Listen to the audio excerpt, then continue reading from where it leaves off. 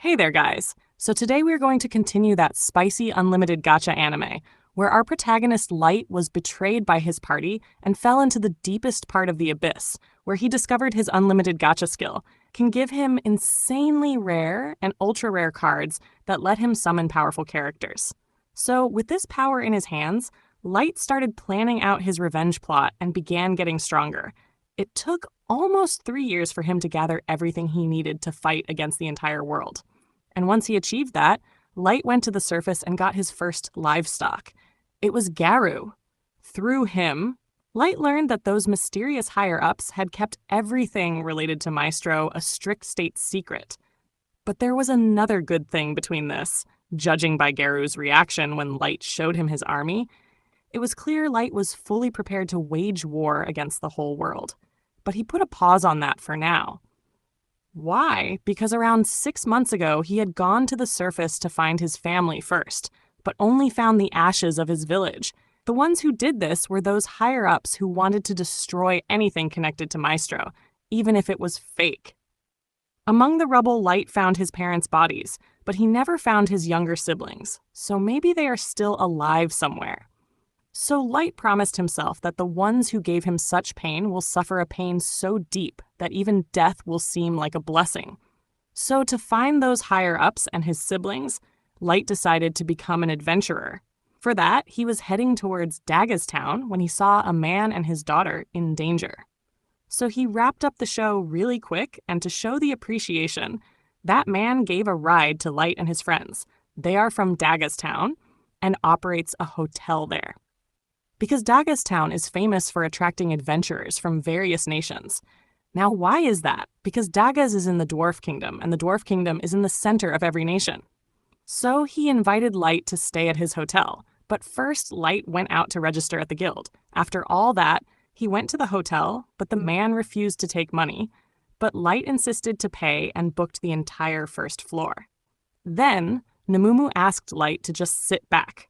She and the other servants could easily handle everything, but Light got ticked because Nemumu was stopping him from getting revenge by himself, but he realized she was just worried for him and stopped. But Nemumu still apologized and asked to perform her loyalty ritual. Almost all the girls likes doing this, but Gold is honest. He thinks it is stupid, and Light couldn't utter a word. Well, it was reasonable.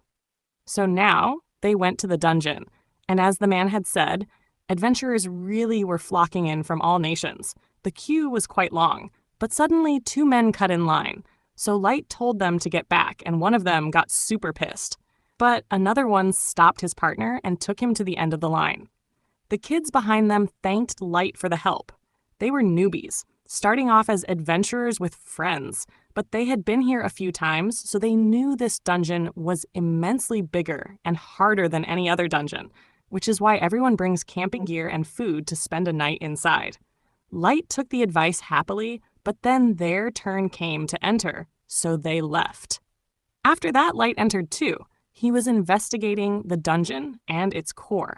The core of the dungeon generates heavy mana, and the denser the mana gets, the more monsters and traps get summoned. So Light wanted to know what this dungeon truly was, because it had its own world inside.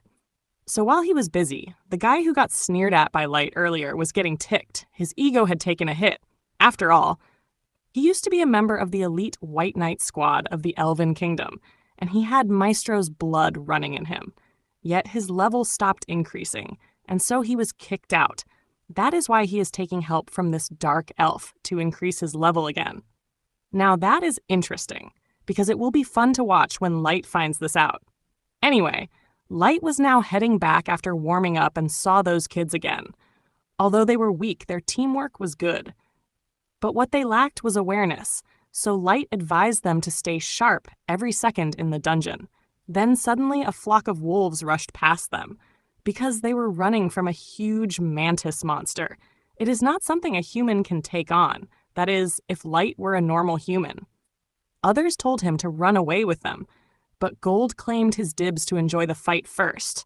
Then Light also joined in on the fun, and their power was surreal. Mia became a fangirl of Light because he used such powerful spells with no incantation. Moreover, Gold was teaching them how to be good a night on his end. Their battle experience captivated them, helping them grow and learn from them. And for the final showdown, the mantis tried to run away, but Namumu got it with a single strike. But Gold was disappointed because in her hurry to impress Light, she made a mess of the monster's sellable parts. Well, at the very least, the core was fine. But what surprised everyone else was that Light and his party were still F-rank adventurers. After that, everyone relaxed a bit and cleaned up. But the night was about to fall, so Light decided to head back to the surface. But they thought it was dangerous even for them to wander around at night and asked Light to camp with them for tonight. So Light agreed, and while having dinner and chatting, Light made up that his parents were mages, so he was well-versed in magic.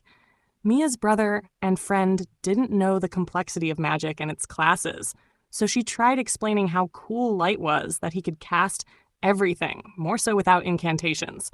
And also, advanced spells were used by only other races, but to see a human using them was straight out of a fairy tale for her.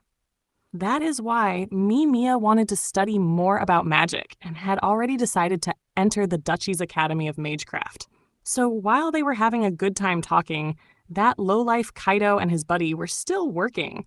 They were gathering specimens for that Dark Elf's experiments and decided to hunt humans now.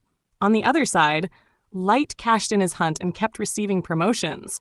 And thanks to that, many were starting to admire Light. Suvelin and Gilbert were among them, and they came to Light just to let him know there were guys like him who were rooting for Light to show that even humans can be strong. It was such a good feeling that Light went to the dungeon in a good mood and ran into Grima and his group. There, as thanks, Mia gave a shell to Light that her grandma had gifted to her. It was really thoughtful. So Light also gave her a bracelet in return. It looked normal at first glance, but it wasn't. It was a wish-granting bracelet that would work only once, but still, it was a rare thing to gift. After that, Light went to the new floor, and after enjoying some fights, he left to the Abyss to get the report on their ongoing plan for revenge. Ellie was overseeing that and assured everything was going smoothly. Light was feeling eager, because the next in line was Sasha. But before that time came, there was one trouble brewing in the dungeon, that Kaito was going around killing every human he came across, and now he laid his eyes on Gilbert and Suvelin. He had already killed others when Suvelin was on break, but he knew fighting would be suicide, so Suvelin thought of escaping and reporting it to the guild, but Kaito was far ahead in strength and caught him. With this, the Dark Elf got more things to toy around with. Such scumbags. But this is where the video ends for today, so stay tuned to watch the next part, because from here on it is only going to get more fun. That is why make sure you are subscribed to the channel, so you won't miss any update. Till then, take care.